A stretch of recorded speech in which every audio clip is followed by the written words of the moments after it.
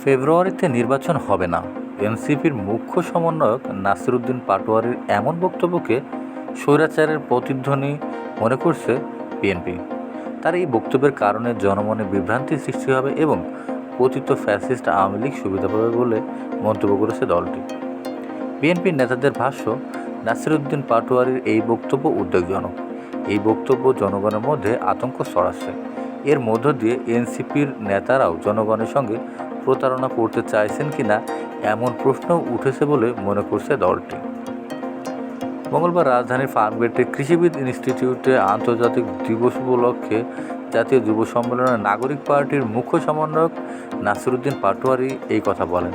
তিনি বলেন, নির্বাচনের ডেট ঘোষণা হয়েছে, ফেব্রুয়ারিতে নির্বাচন হবে না।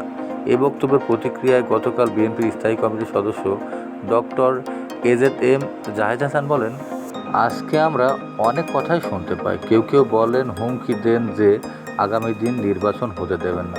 মনে হচ্ছে সেই স্বৈরাচার যে আচরণ করেছিল, সেই স্বৈরাচারের যে কথা ছিল, সেই ধরনের কথাপতনের প্রতিধ্বনি আমরা শুনতে পাচ্ছি। আমি আহ্বান জানাবো, আপনাদের কর্মসূচি আপনারা করে যান এবং আমাদের মতো আমাদেরকে করতে দেন। জাহেদ হাসান বলেন, নির্বাচন নিয়ে ষড়যন্ত্র হচ্ছে। কেউ কেউ বলার চেষ্টা করেন, প্রধান উপদেষ্টা তো প্রধান নির্বাচন কমিশন সহ ইসিকে বলেই দিয়েছেন ফেব্রুয়ারির মধ্যভাগের মধ্যে নির্বাচন সম্পন্ন করতে। তখন আমরা শুনতে পাই সরকারের একটি অংশ, এখনও যারা সরকারের সঙ্গে সম্পৃক্ত আছে সেই অংশের পক্ষ থেকে কেউ কেউ বলছেন, এটা না করলে নির্বাচন হতে দেবো না, ওটা না করলে নির্বাচন হতে দেবো না। আবার গণতন্ত্রের কথাও বলেন।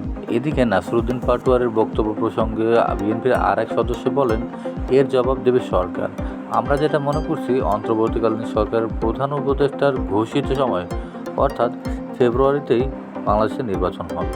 বিএনপি চেয়ারপারসনের উপদেষ্টা বলেন, এই বক্তব্যগুলো তো খুবই উদ্বেগজনক। এই কারণে যে পাটোয়ারিদের লোক তো এখনও সরকারেই আছে, তাদের টিমের দুজন বহাল আছে।